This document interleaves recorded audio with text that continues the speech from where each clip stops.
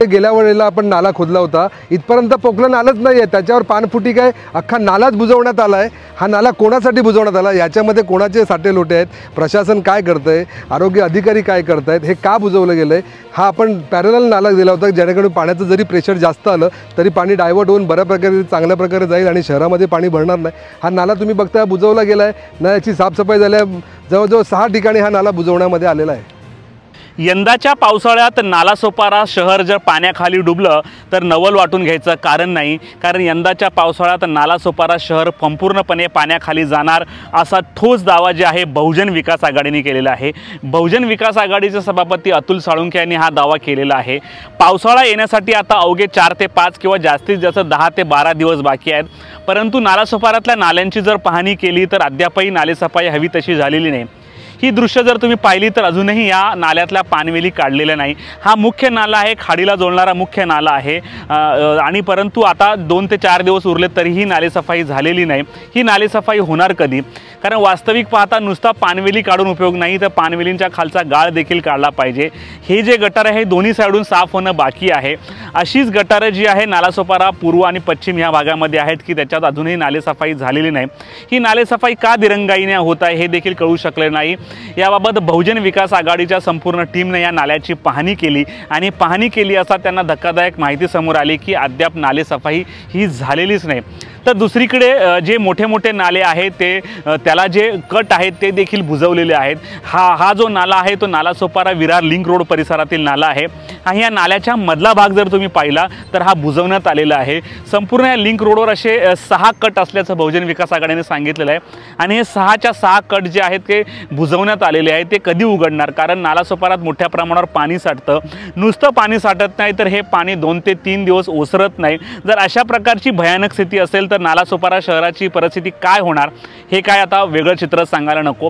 दरवर्षी नालासोपारा पूर्व असेल किंवा नालासोपारा पश्चिम असेल हे दोनही भाग मोठ्या प्रमाणावर पाण्याखाली जातात आणि आता त्याचाच हा परिणाम आहे की नालेसफाई ही योग्य झाली नसल्याचा आरोप करण्यात आलेला आहे।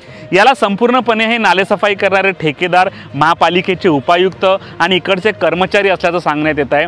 कारण वारंवार सांगून देखील नालेसफाई होत नाही, कारण यंदा नालेसफाई लवकर सुरू झालेली आहे आणि यंदा जवळपास 18 ते 20 करोड रुपयांचं बजेट हे संपूर्ण वसई विरारच्या परिसरासाठी नालेसफाई ठेवण्यात आलेलं आहे। जर 20 करोड रुपये भरून सुद्धा वसई विरार शहरामध्ये पाणी साठत असेल तर अशा नालेसफाईचा नेमका उपयोग तरी काय असा सवाल आता उपस्थित झालेला आहे।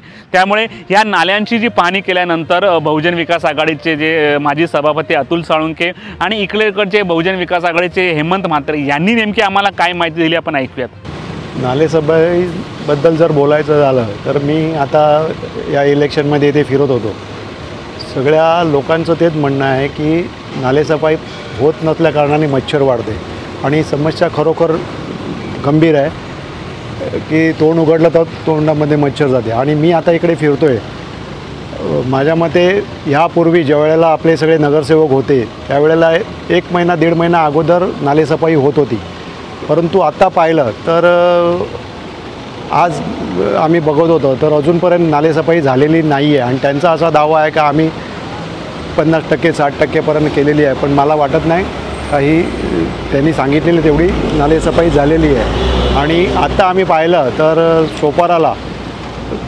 पाणपुटी आहे ती ॲज इट इज तशीच होती, आज मशीन लावल्यात, 4 दिवसावरती पाऊस आला तर ती काय पूर्ण होणार नाही आणि पुन्हा तेच होणार की पाणी सगळं भरणार आणि पाणी तुंबणार।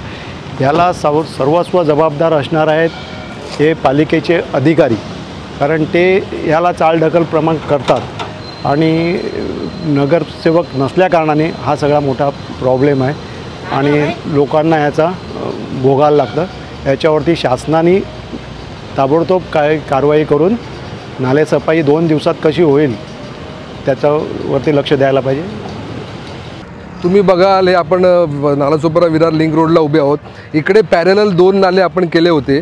तुम्हाला इकडे दिसत असेल की हा नाल्याचं तिकडे तोंड बुजवलेलं आहे, असं जवळजवळ 6 ठिकाणी तोंड बुजवलेलं आहे आणि ह्याला जवळजवळ प्रशासन आहे आणि इकडे जे काय हे गवत उगवतात ती लोक आहेत, प्रशासनाचे आणि त्यांचे साठे लोटे आहेत, त्यांचं गवत उगवण्यासाठी ते पाण्याला अडवतात आणि त्यांची शेती करतात आणि त्याचे जे काही प्रशासनाबरोबर साठे लोटे ह्यामुळे हे अख्खं शहर भरतं आहे। आणि ह्या जर तुम्ही नाला बघितला तर आपलं नालासोपारा ईस्टवरनं रेल्वे कलवटमधनं जे काय पाणी येतं ते ह्या 2 मोठ्या गटारातनं इकडे येतं, त्यामुळे हे ईस्टचं पाणी आणि एका गटारामधनं वेस्टचं पाणी असं दोन्ही गटारातनं इकडे पाणी येतं.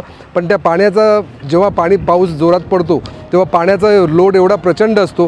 अशा वेळेला आपण गेल्या वर्षी 2 नाले पॅरलल करून घेतले, पण तो नाला बुजवल्यामुळे आता ह्या सिंगल नाल्यावर प्रेशर येईल आणि परत हे पाणी जर ईस्टचं पाणी इकडनं गेलं तर वेस्टचं पाणी परत वेस्टमध्येच फिरत राहील आणि वेस्ट भरण्याची 100% शक्यता याच्यामध्ये निर्माण होत आहे.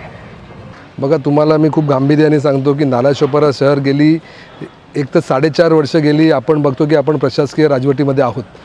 त्यामुळे प्रशासनावर कोणाचंच नियंत्रण राहिलेलं नाही आहे. आणि जर तुम्ही नालासोपारा पश्चिमेचा जर विचार केला तर नालासोपारा पश्चिमेला तुम्ही रेल्वे कलवटच्या इकडनं गेल्या 3 वर्षामध्ये 3 नवीन रेल्वे कलवट अंतर्गत झाली, जेणेकरून ईस्टचं पाणी हे आपल्याला श्रीपस्ता फोर्थ रोडच्या इकडनं आपल्या वेस्टच्या नाल्याला इकडे येऊन भेटतं. आणि जर तुम्ही ST डेपो आणि आपला हा जर नालासोपारा पश्चिमेचा ST डेपोचा परिसर बघितला म्हणजे अगदी गोगटे सॉल्ट, तर वसईचं आणि आचोळेचं पाणी हे असं राऊंड फिरून जी नैसर्गिक जे नाले आहेत ते असं राऊंड फिरून नंतर वसई खाडीला मिळतं. तर नालासोपारा पश्चिमेचा हा जो पूर्ण भाग आहे ह्याला दोन्ही बाजूनी जे बाहेरून जे पाणी येतं त्या पाण्यामुळे नालासोपारा पश्चिमेला बऱ्यापैकी पाणी साचतं. आणि गेल्या 3 वर्षापासून आम्ही प्रशासनाला आणि इकडचा जो ठेकेदार काम करतो त्याला आम्ही सूचना देत असतो की प्रत्येक वेळेला तुम्ही जे काही नालेसफाई करतात ते नालेसफाई करताना फक्त वरच्यावरती पानफुटी काढायची आणि पूर्ण नालेसफाई करायची नाही. आणि पूर्ण नालेसफाई होत नाही, तुम्ही डीप ते जात नाही. जी काही तुमची नाल्याची स्ट्रेंथ आहे किंवा जी विड्थ आहे ती विड्थ तरी तुम्हाला फॉलो करावी लागेल की नाही. समजा 10 फुटाचा तुमचा नाला तर तो 10 फुटापर्यंत तरी तुम्हाला गाळ काढावा लागेल. कुठेही गाळ काढलेला दिसत नाही, वरच्यावर पानफुटी काढलेली आहे. आणि याला 100% जबाबदार हे जे आपलं आरोग्य विभाग आहे, तुमचे जे SI आहे ते SI आहेत आणि जो कॉन्ट्रॅक्टर आहे तो आहे.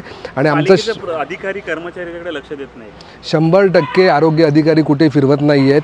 दुपारी आरोग्य अधिकाऱ्यांना आम्ही जेव्हा फोन केला त्यांनी काही कलवटच्या संदर्भात सूचना केल्या तेव्हा त्यांनी आम्हाला सांगितलं की कलवट बनवणं हे काम बांधकाम विभागाचं आहे. पण जरी ते काम बांधकाम विभागाचं असलं तरी शहरामध्ये कुठे कुठे कलवट गरजेचं आहेत याचं निरीक्षण करून ते बांधकाम विभागाला पत्र देणं किंवा बांधकाम पत्रव्यवहार करणं हे काम तरी त्यांचं आहे की नाही. की आरोग्य अधिकाऱ्यांनी असे किती कलवट किंवा असे किती मोठे नाले आहेत जिकडे आपल्याला क्रॉसओव्हर ब्रिज घ्यायचे आहेत अशा काही सूचना जर बांधकाम विभागाला दिल्या आहेत तर त्या अजिबात दिल्या नाही आहेत. आरोग्य अधिकाऱ्यांकडे कुठल्याही प्रश्नाचं उत्तर नाही आहे. तुम्ही बघाल तर जो आता लिंक रोड नालासोपारा विरार जो लिंक रोड झाला त्या लिंक रोडला गेल्या वेळेला आपण 2 पॅरलल नाले मोठे काढून नेले होते ज्यामुळे पाण्याचा प्रवाह बऱ्यापैकी जात होता. पण यावर्षी तुम्ही बघाल तर दुसरा नाला हा पूर्णपणे बुजवून टाकलेला आहे आणि फक्त सिंगल नाला आहे. आणि अख्ख्या नालासोपारा ईस्ट आणि वेस्टचं पाणी जे आपल्याला बोईंजला जातं आहे ते पूर्णपणे थांबणार आहे. आणि मला अशी पूर्ण गॅरंटी आहे की यावेळेला आपलं नालासोपारा पश्चिम शहर हे 100% पाण्यात जाईल. आणि याला पूर्ण जबाबदार हे प्रशासन असणार आहे, ठेकेदार असणार आहे. त्यातल्या त्यात जे अंतर्गत गटार आहेत, जे आपले अंतर्गत आपल्या बिल्डिंगच्या आजूबाजूची जी गटारं आहेत तीही 100% साफसफाई झाले नाही. त्याला पूर्ण जबाबदार जो कचरा ठेकेदार आहे. फक्त चेंबर उघडायची, 1-2 फूट कचरा बाजूला काढायचा. एकही चेंबर अगदी माझी गॅरंटी आहे जो SI सांगेल की बाबा हा गटार आपण साफ केलं आहे आपण त्या गटाराची पाहणी करूया आणि त्या गटारानं तुम्हाला बघता येईल की 100% ते गटार भरलेलं असेल, कुठल्याही प्रकारची साफसफाई झालेली नाही आहे.